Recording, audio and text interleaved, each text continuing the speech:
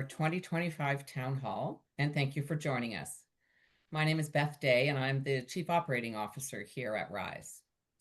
First, I want to take a moment to acknowledge that while this virtual platform brings us together from across Turtle Island, the Rise head office is in Toronto, the traditional territory of many nations, including the Mississaugas of the Credit, the Anishinaabe, the Chippewa, the Haudenosaunee, and the Wendat peoples. This land is now home to many diverse First Nations and Inuit and Métis peoples, and is covered by Treaty 13 with the Mississaugas of the Credit. For those of us who are settlers on this land, I ask that we each take the time to reflect on our role and relationship with all Indigenous peoples, and hope that we can work together for a better and more equitable future. So equity is at the heart of all that we do here at Rise. That's our mission that you see at the top of the screen. By empowering individuals with mental health and addiction challenges to become entrepreneurs, we're working to build a more equitable future for people who experience those challenges and a more equitable ecosystem for entrepreneurs. It's hard to believe that more than 5 years have passed since the onset of COVID and the resulting period of instability and uncertainty. And now in 2025, we're feeling some of those pressures again. Earlier this year, one of our partners, Green Shield and Mental Health Research Canada, released new data showing that nearly 50% of Canadians have experienced increased anxiety, particularly due to the rising cost of living and political tensions with the US. And again, Rise is perfectly positioned to respond, to equip Canadians experiencing mental health challenges with the skills and resources to pursue entrepreneurship and improve their personal and financial well-being. So today we're going to show you how that work came to life at Rise over the past year. And shortly, you're going to hear from our new CEO, Adwoa Buahene. Then we're going to look back at the significant transitions and successes that marked our 2025 fiscal year. Our programs director, Nick Yeo, will take you through a programs update, and Adwoa is going to wrap it up by speaking briefly about our plans and her vision for Rise in fiscal 26. And finally, we'll leave plenty of time for your questions. Now, it is my honor to introduce you to Rise's new Chief Executive Officer, Adwoa Buahene. After our previous CEO, Laurie Smith, departed in September, the board embarked on a comprehensive and intentional national search to find a new leader for this incredible organization. And we are thrilled that they found Adwoa. So while it's only been a month, Adwoa's broad expertise, strategic mind, warm presence, and her sense of humor have already become evident. And we all look forward to her leadership as Rise enters our next phase of strategic growth. So without further ado, it's my pleasure to introduce you to our CEO, Adwoa. Thanks, Beth. Thanks very much. And I'm delighted to be in front of this audience and folks who support and really believe in the mission of Rise. So I thought the team gave me 5 minutes to introduce myself, and I could give you a long litany of accomplishments and where I've led and languages I speak, but really you can go on my LinkedIn page to see that. What I'd like to do is just share a little bit, give you a sense of who I am, how I think, and what I value. And one of the questions that some people ask me, and certainly during the interview process, is why Rise, why now? And I think there's two really important things, aside from my family and experiences from travel that I have, that sort of make up me. One is I'm an entrepreneur at heart. I've built a business, I've scaled it, I've created a market, and then I had to compete in that market that I helped to create. So I love to build, and I love to figure things out and frankly, just make things happen. So that is often what has brought me to entrepreneurial ventures, and also I've coached individuals to be entrepreneurs or on their entrepreneurial journey. I get how hard it is. I fundamentally understand the journey and the challenges that we face, and in particular, those who have conditions of mental health challenges and addictions that compound effect in being an entrepreneur. The other piece of my DNA is, shall we say, comprised of a deep commitment to building capacity in communities. I'm a 20-year United Way volunteer. I served on a board of a $130 million home health care agency where I chaired for 4. And currently I serve on the Philanthropic Foundations of Canada board, where I'm on the policy advisory committee, and we often talk about the role of philanthropy in civil society. So these two pieces come together in being able to lead at Rise. I'm able to combine my two passions and really service those folks who are living with mental health and addiction challenges, to empower them, to transform them to greater economic stability and social inclusion through entrepreneurship. And sometimes we've already had the discussion, are these folks, are our clients actually entrepreneurs at heart who were then waylaid also by mental health and addiction challenges? And all we're doing is really bringing their true selves and their authentic selves to achievement. So this mission resonates really deeply with me. I can say that I already sometimes have woken up at 4:15 in the morning and had challenges going back to bed. So this is why I get out of bed every day, and I'm happy to do so. I look forward to our discussion today. This also serves, and we'll talk more after the presentations, as part of my listening tour and my desire really to connect with the RISE community. So I'm grateful to the board for the appointment. I look forward to meeting many of you individually through Zoom, or perhaps even in person, heaven forbid. And I turn it back to, I believe, Beth, who is our host. Great. Thank you, Adwoa. All right. So as I mentioned earlier, and of course, as everyone knows, it's been 5 years since the start of the pandemic. 2025 also marks RISE's 15th year of operation. And as we talk about growth and scaling our impact, I want to share a picture of what that looks like for the RISE team. So earlier this spring, we reached a milestone. We dispersed our 1,000th loan. To put that into the context of our growth, we dispersed just 75 loans in our first 5 years. And then from 2015 to 2020, we dispersed another 400 plus loans, bringing our total to nearly 500. And since 2020 and the onset of COVID, when we transitioned our work from place-based and in-person to online, we've doubled that lending total again. So 1,000 loans represent more than 4.1 million in capital deployed. Combine that with the impact of our training programs, and we've empowered more than 5,000 individuals across Canada as entrepreneurs. And we're innovating and diversifying our revenue streams to continue scaling our impact on this trajectory. One example is Rise and Thrive, our first large-scale in-person fundraising event, which we held in Toronto back in April. This event was an unprecedented fundraising success for us. We raised more than $300,000, but more importantly, it was a meaningful opportunity for Rise to connect with our supporters and for our supporters to connect with our clients. We hosted a Rise client marketplace where 8 of our amazing Toronto clients displayed and sold their goods to our guests. Our event photographer was a Rise client, as was the artist behind the creation of a gift that was given to each attendee.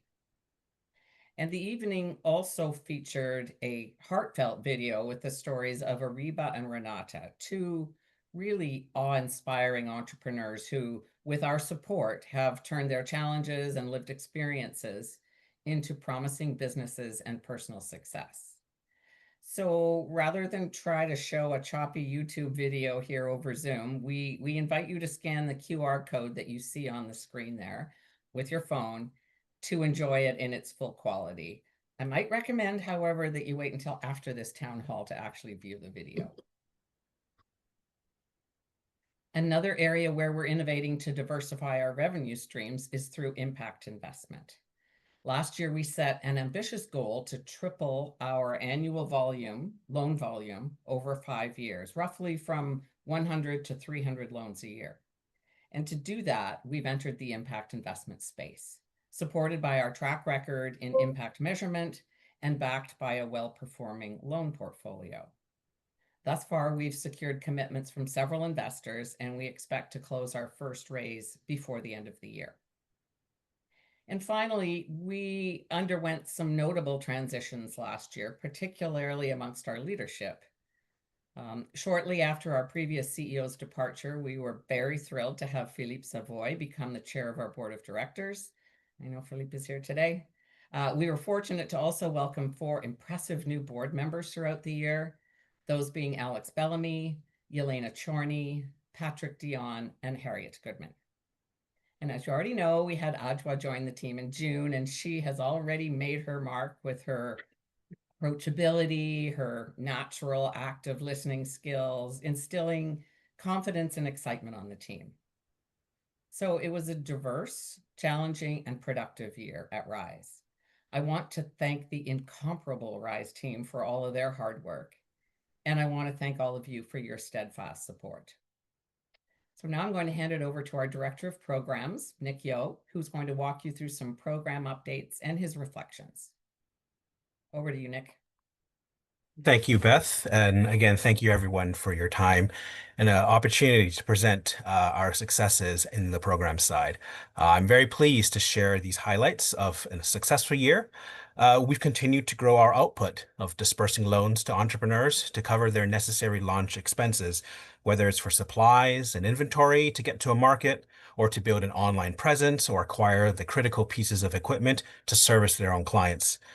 Over 1,300 Canadians from coast to coast to coast have accessed our programs to build their skills and their capacities. And we're particularly proud that we continue to see a strong repayment rate of our lending clients of 85%, which I believe is a testament of their resilience and perseverance with their debt obligations, despite being turned away from other traditional sources of financing. This year, we also launched a number of new workshops under the Empower You umbrella, which focuses on soft skills like public speaking, how to build a personal board of directors, technical skills like maximizing your use of Excel or project management. And we've continued developing trauma-informed content that guides clients to manage their mental health and stress and anxiety while running their business. Entrepreneurship training is a critical step in moving a client along the continuum of readiness, and our range of training activities helps prepare clients for launching and growing their businesses. In fact, this past fiscal year, almost 25% of our lending clients had participated in one of our training offerings. And Rise remains in their corners after they launch. Our online Rise community welcomed 219 new members, where they had access to additional subject matter experts, discussions, and other dedicated supports to sustain and grow their business. And we couldn't do any of this great work without the dedication, time, and energy of our volunteers. So thank you to the 181 individuals who have made a real difference in the lives of our clients. I'm going to take a look now at who our clients are and where they're coming from. So on the left, we have a pie chart showing the client locations. Historically, Ontario has been the source of the majority of our clients at 59% in fiscal 25. With that province being the largest proportion of the population of the country, that's not surprising. That said, ever since we expanded beyond Ontario's borders in 2018, we've seen significant growth in Western Canada, which for us includes British Columbia and Alberta. And as you can also see, there are 7% of our clients who are hailing from Quebec, where we've begun to make inroads into La Belle Province, largely due to our Women Plus Entrepreneurship program, which was offered in French. On the right, we've broken down our clients into 10-year age segments. So when we look at the age of our clients, over 50% of our clients are under the age of 35, which is, again, primarily due to our youth small business program, which is targeted for entrepreneurs under the age of 30. On the other hand, our lending clients tend to be a bit older, with an average age of about 41 years. And this is likely due to a combination of factors. There are other programs who specifically target youth entrepreneurs for financing, mentorship, and other programs. Several of our lending clients have told us that they're looking at mid-career pivots. And we also often see clients who may have had more time to tap into and exhaust other sources of financing to get their business started. And that's why they may not be eligible for other streams of capital and come to Rise. So the two pie charts on the screen show the breakdown of our gender of clients on the left and their racial identity on the right. This data is based on the clients who self-report their identities during their application to us. At Rise, we see significantly higher numbers of clients from equity-deserving populations when compared to the general population of this country. For instance, according to the 2021 Canadian Census, 0.33% of the population identified as non-binary and 27% self-identified as being from a racialized group. Our client proportions are 11% non-binary on the left and 56% racialized on the right. And from my observations, this is expected when you consider that these populations have faced barriers and discrimination when accessing mental health and addiction supports, and that often entrepreneurship and small business ownership is the only pathway for themselves to build a financially secure life. So we continue to see growth in these intersectional identities. In 2023, only 40% of our clients self-identified as being racialized.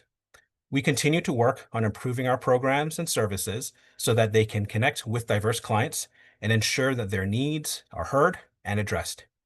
It is also important for us that our frontline team members, volunteers, guest speakers, and other experts reflect our clients' unique experience and journeys and reinforce that this entrepreneurial pathway is a legitimate one. For the average Rise client, as a racialized woman in her mid-30s living in Ontario, Rise exists as a source of financing, training, mentorship, and community, and our wraparound supports meet her at all points of her entrepreneurial journey. We're very proud of this achievement from this past fiscal year, and we're excited to do even more. So now I'll pass it back to Adwoa, who will talk about where we're headed.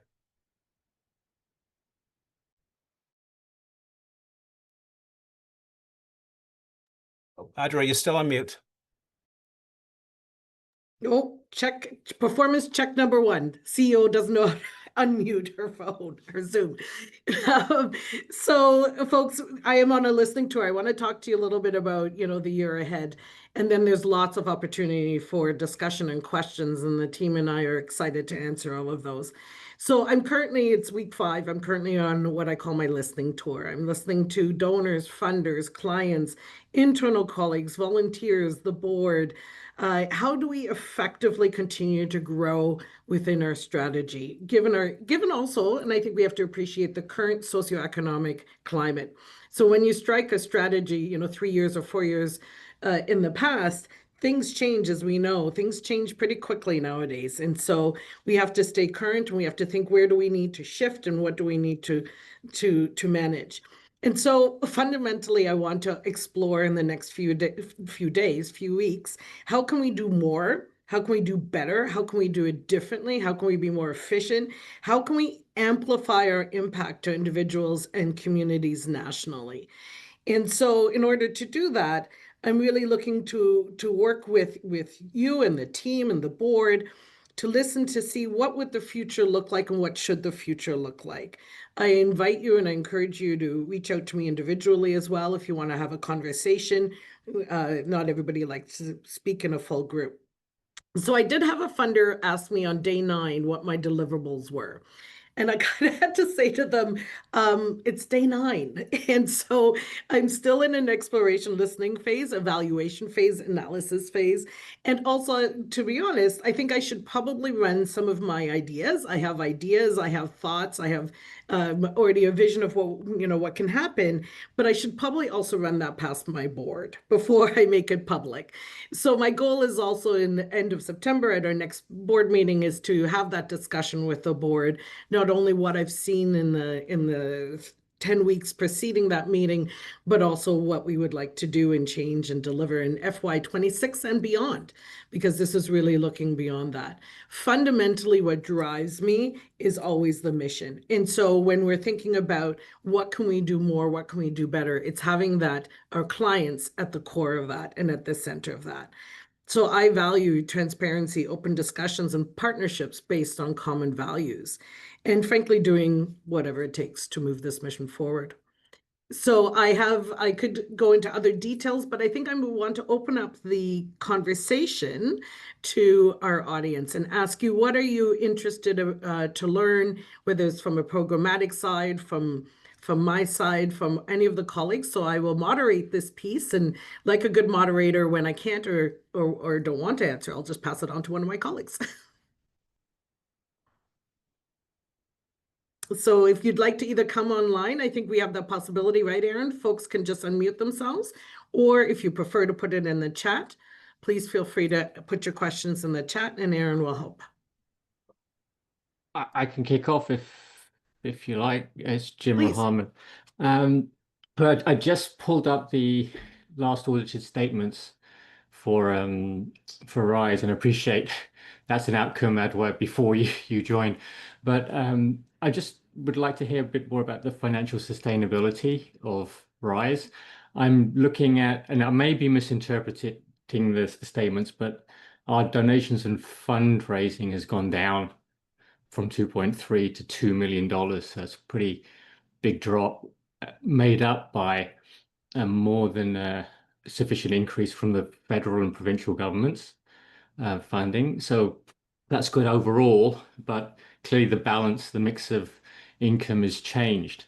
And then with that, we've got quite a big increase in salaries maybe needed. There's, I guess, your capacity. Obviously, you need good people and so on. Program costs have gone up and bad debts have gone up by like 70%. So there's a lot in there, but really it's all about if you just put if you can just address financial sustainability, capacity programming, and revenue mix, that would be whatever you can do in 2 minutes. That'd be great.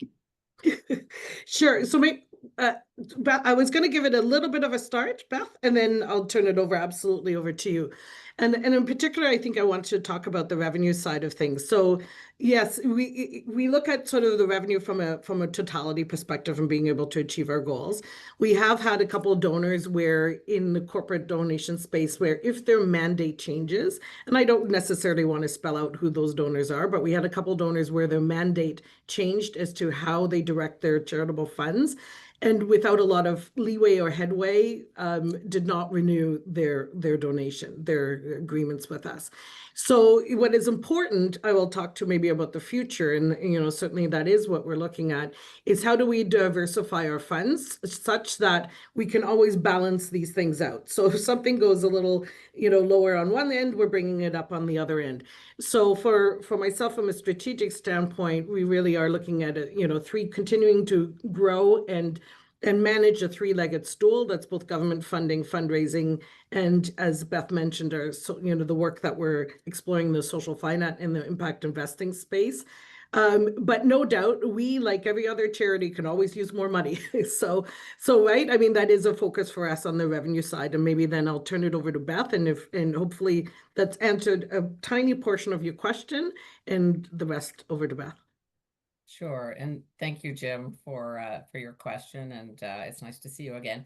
I'm just going to speak directly to you had a question about increase in salaries, and I just want to point out, those of you in the room who get government funding will know that that government funding often can provide a charity with the opportunity to bring on new positions. So in our case, over the last 2 years, so 2.5 years ago, we got our first federal funding. We hadn't had any federal funding before.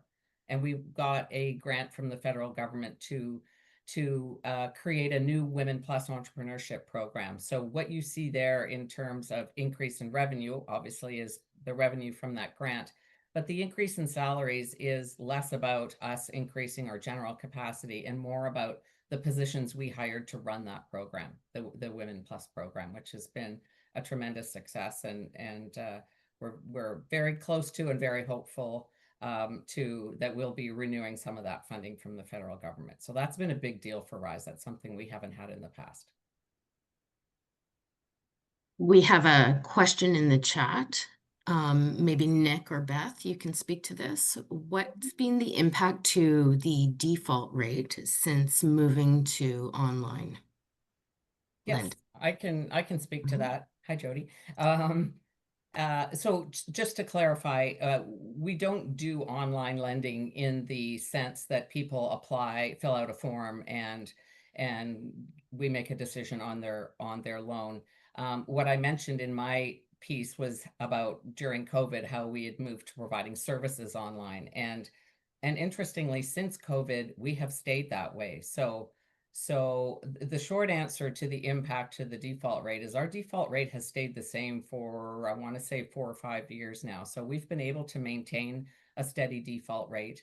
The work that we do to meet our clients, advise them, and do the adjudication of the loan has not changed. We still are very much reliant on our wonderful volunteer loan review committee that does the due diligence and the adjudication of our loans, and our collections process, for lack of a better term, is pretty much the same.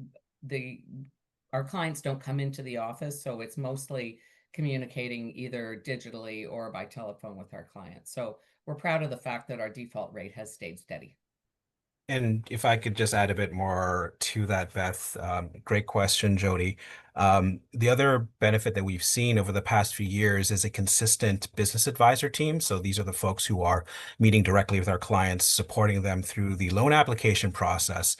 And that collective knowledge that they've built up over years is really beneficial. So, it's not just one business advisor with one client. It really is the team of business advisors for each client, as my colleagues will share tips with each other, ask questions with one another, and tap into volunteers if necessary. So I feel that the risk mitigation and our adjudication process has strengthened year over year. And even though we have brought some new faces on board this year in fiscal 26, we are very confident that we can provide the business advice to our clients so that they can continue their entrepreneurial journeys. And if I may pile on to this conversation as well, and I think one of the things that we do want to do, and the team we've already talked about in the last month, is to continue to explore that client journey and to think about pre-disbursement and post-disbursement. What are the supports that we can provide without becoming clinicians? I don't think that's the mandate within our mandate, but what are the supports and what are the check-ins and the balances that we can provide? Because fundamentally, folks, I think that we want to have less and less people default. That serves everyone well. We're not happy when somebody defaults because we may feel also that we're creating more harm than good, right? These are folks who have challenges and they want to be repaid. They want to be successful. So we want to also look at the client journey and think about the elements and the supports that we might want to shift in order to ensure that, one, they're truly loan ready, which I think, the team obviously is doing a great job. And two, on the back end, that they are able and understand their relationship to money and how, repayment is best served. And so it was my learning, so maybe I'll share some of my learning, that it's only about 2 years ago that we established a client success group. So that post-disbursement, there are also supports in place. And again, thank you to the many volunteers who are mentors and work in the community in the RISE community program in order to provide that back-end support post-disbursement to ensure that everybody's successful.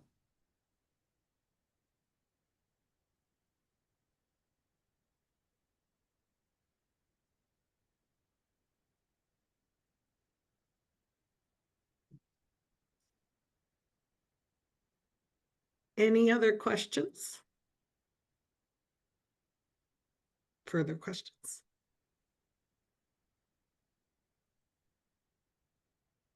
Can I have another bite of the cherry? Totally different one. Impacts of RISE. I think it's been pretty clear because of the communications out of the individual impacts on people, getting confident, and I've seen it, the confidence, the ability to employ other people. And how is that translated into recognition at either the federal or the provincial level? You're speaking my language. So in the sense, that's one of the first, or not one of the first, it's one of the conversations we have engaged in already in this last month is of understanding, researching, and codifying, so to speak, our broader impact. And so we're having impact, to your point, on the individual when we do a social inclusion survey that has some incredible and rich data as to, how we're transforming and supporting the lives of folks becoming economically independent and more socially included. Having said that, we know that our impact goes beyond that. It goes to the family, should they have one, but it also goes to the community. And so we are starting to talk to potential partners to do some of that measurement. we know that our clients then also become tax-paying individuals, right? If they're entrepreneurs, they're obviously paying tax. So can we measure the impact that we're having more broadly on society? Are they perhaps also availing themselves less of other supports and services? And what is that impact that goes beyond the individual? So I think it's a great question, and one that, you know, we look forward to exploring so that we can tell a broader story, that this is not just about helping an individual. This is about empowering communities and frankly benefiting society. Entrepreneurs are the backbone of our country. We know that. And so these folks are part of that backbone.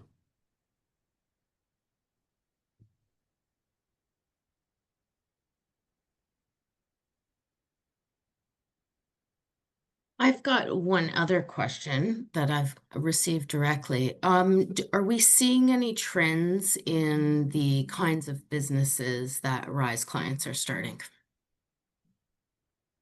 I can answer that, Aaron. Thanks for that question, whoever sent that in. So the types of businesses tend to be small capital businesses, right? Our loan maximum is $10,000, which is enough to get a business started. But we don't see, for instance, high tech. We don't see heavy industry. We tend to see more in the health and wellness, candles, bath bombs. We see people doing life coaching through consulting, graphic designers. Many people do clothing. So for instance, Renata, who was on the video that you would hopefully see after this presentation, she designs accessories, clothing and handbags that match and mirror and reflect her mental health recovery journey. And that's another element of the types of businesses that we see, where our clients are using the things or relying on the things that help them through their journey, and identifying a business opportunity through that. In terms of, products or services, it's a complete mix of those. We do see and support clients who identify a market opportunity at a craft show or a farmer's market, where they have an opportunity to sell their products and, test and validate that their business pathway is the right one. So it is quite a spread. We see from year to year industries sort of ebb and flow, which I think is reflective of the broader economic environment. So for instance, we've had a lot of questions about tariffs recently. How does that affect my supply chain? What does it mean if I am going to sell? How does it change my pricing model? So again, the team stays on top of these and helps to educate our clients on the best ways to build their plans.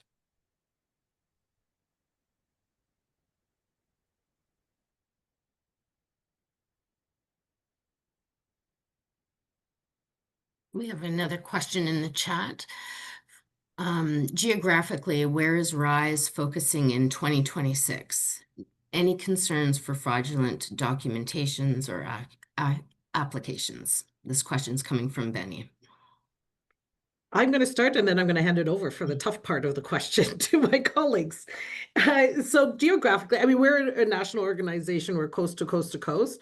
I do look forward to us broadening our reach. I mean, as we saw from the chart, about 59% is Ontario, and we know the need is great everywhere.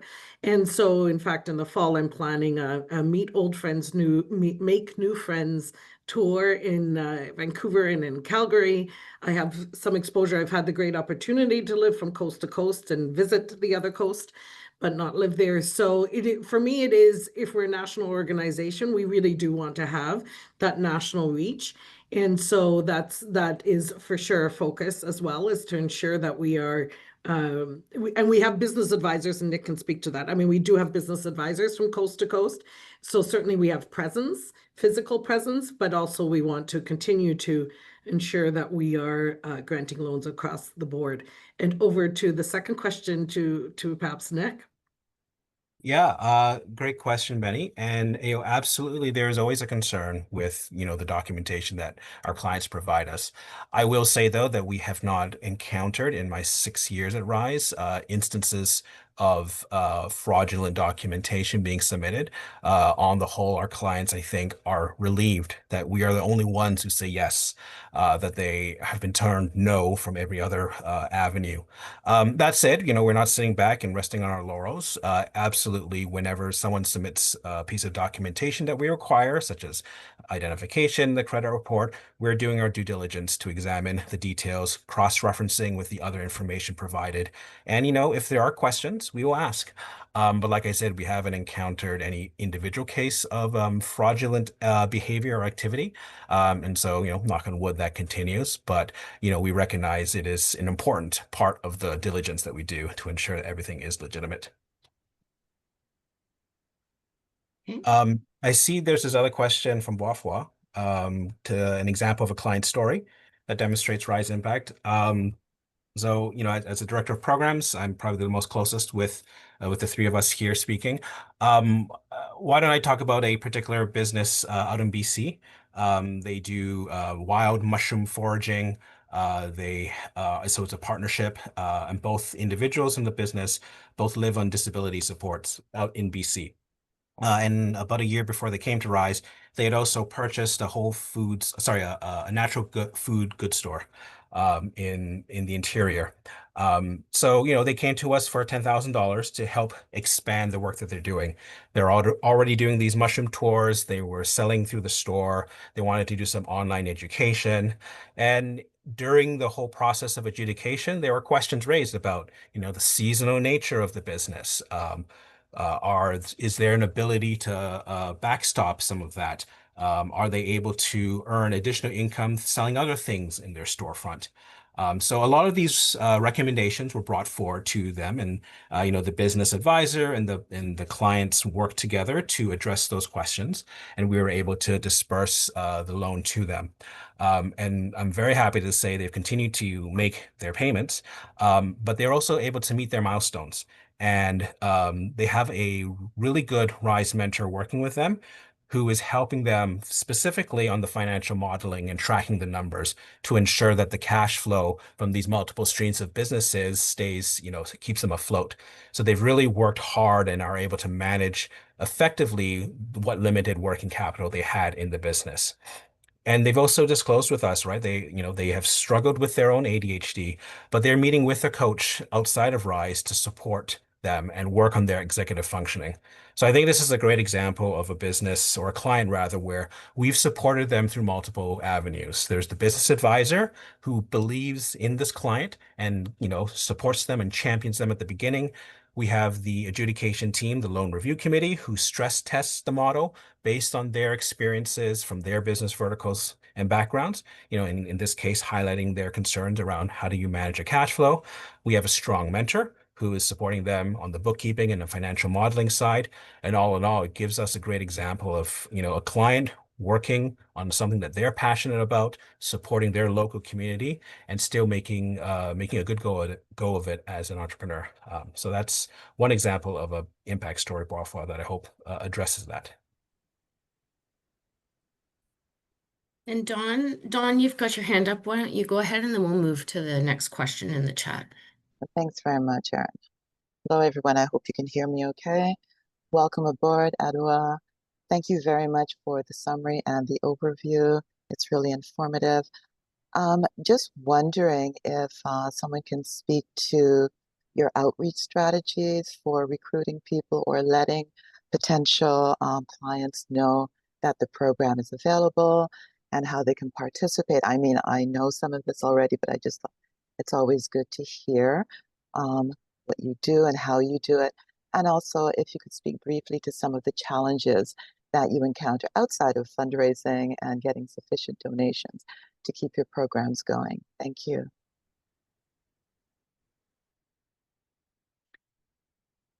Nick, I think I'm going to ask you to speak to obviously outreach strategies. Having said that, Dawn, I think what I'd like to add is that we always are open to more partners and partnerships as it relates to client referrals. I think We want to have a fine balance because we want to obviously have clients who are loan ready and we don't want to frustrate folks.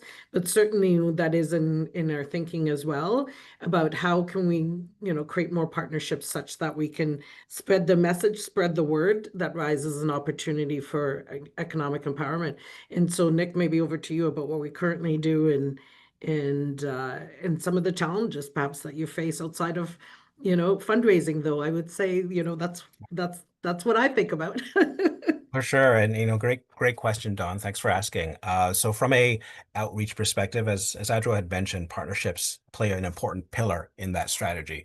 So we have identified and work with organizations in the broader ecosystem who are, I guess, can be compartmentalized into a number of groups. One would be those directly working with other entrepreneurs. They may be providing some level of training, some level of financial support, but in some cases they may not have the skill set to work with our client base. They sometimes would decline them because their credit scores are too low.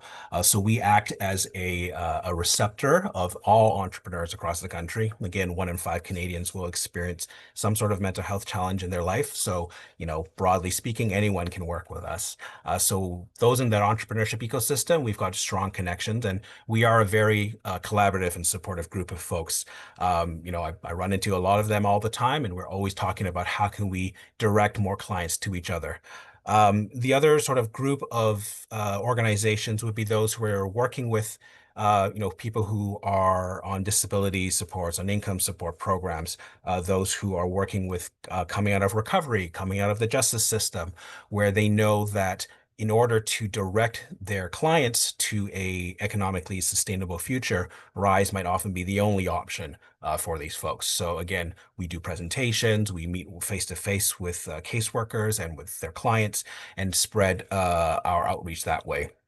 And then finally, online through our social media accounts and through online advertising to promote some of our programs is yet another way where we can target, specific audiences to find out about our programs and invite them onto into our programs. When it comes to challenges, one thing I will say, it can be a crowded market.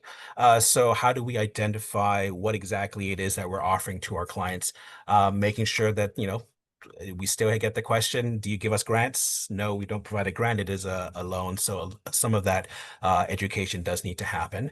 And then I would also say that there are sometimes specific populations, the Indigenous communities, for an instance, where we recognize it is a long-term relationship that needs to be stewarded. So we cannot just come in and announce, here's Rise programming, come into our doors and benefit from this. It involves finding, individuals, champions, partners on the ground who can not only vouch for us, but can also understand, the value that we're bringing to the suite of services they have access to.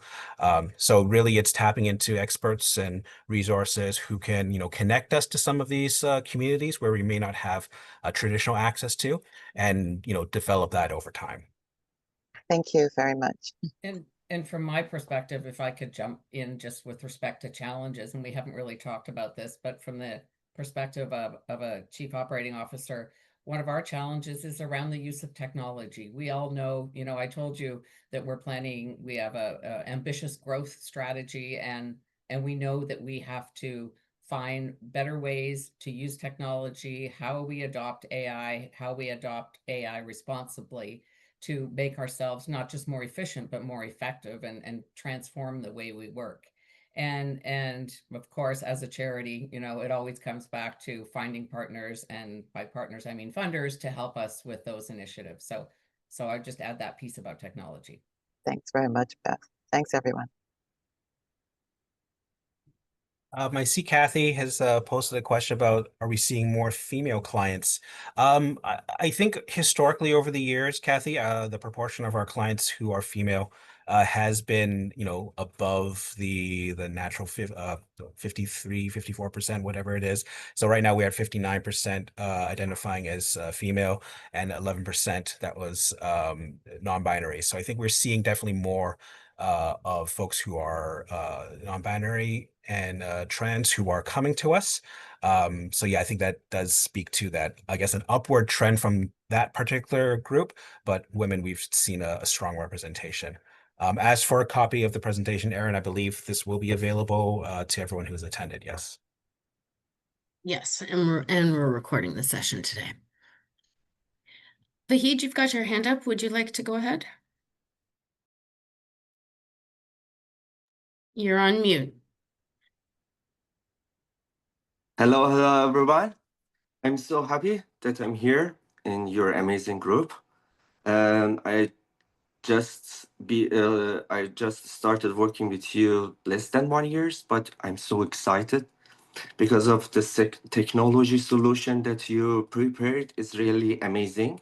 The kind of social media that is giving us access to each other and communicate to each other is really amazing. And I don't have too much question, just I have some suggestion. And first, please prepare some in-person networking events because especially after COVID, it's necessary. And it's more efficient than the virtual events. And about the partnership, you told me you're open to have a partnership. Maybe you can join to some organization or some companies like Leon Nova. This is a consulting company. They have a lot of special program in leadership topic, and they can use it for the RISE members and for your client because the speakers and the teachers are they are working in the Schulish Business School. So the knowledge that they can bring in your community is really amazing. And they have access to some special grant of the government as a nonprofit organization. It could be really helpful for you. And about your loan, if it's possible, bring some bigger loan for special programs.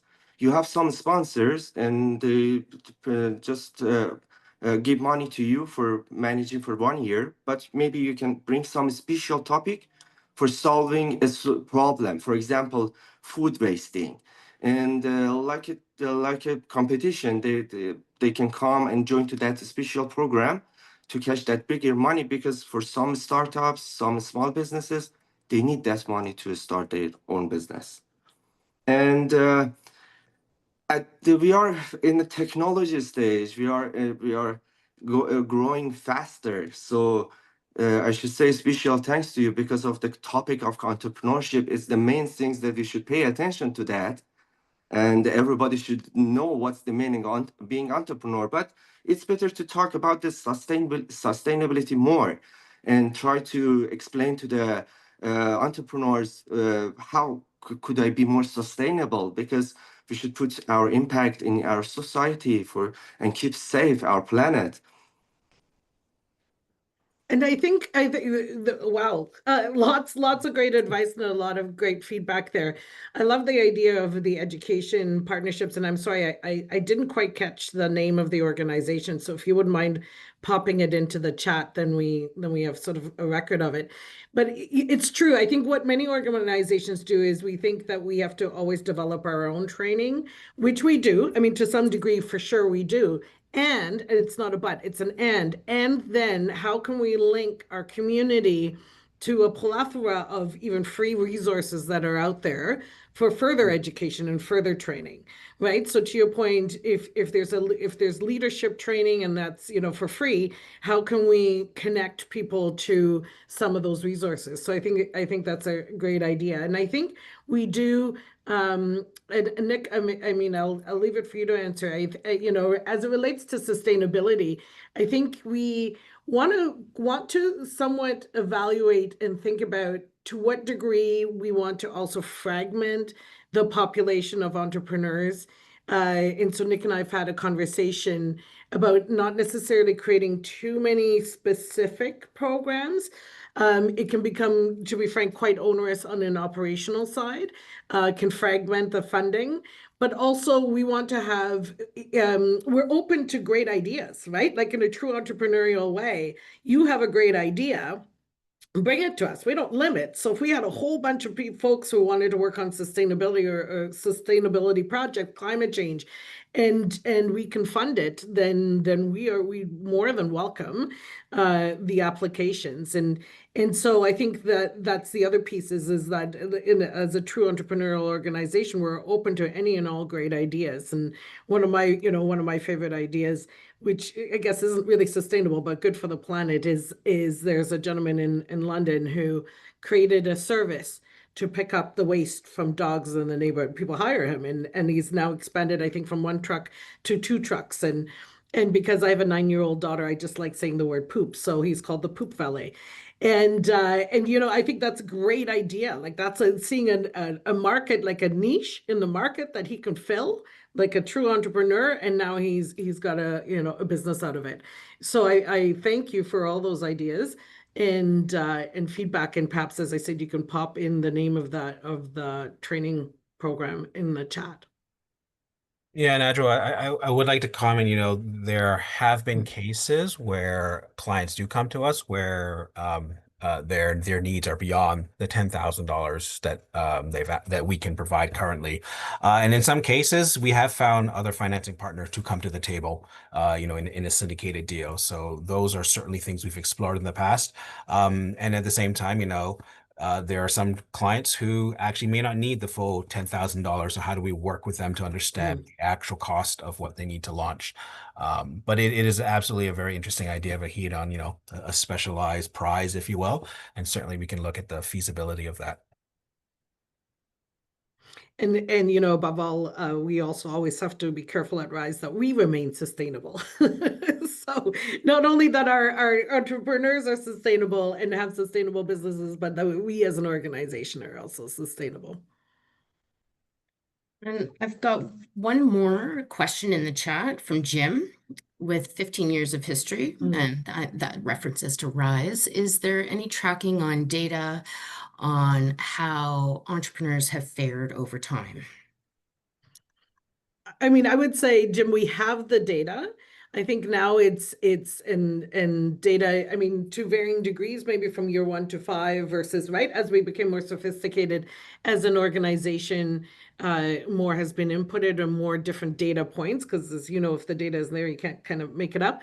So that is exactly, Jim, part of the work that we also want to do in the coming time is to look at that more broadly. So to your point, what is that broader social and financial impact that we've had, so that we can tell that story. I think we tell a great story and we have a great impact story already. I think we can broaden that to appeal to more audiences, not different audiences, but more audiences, more deeply.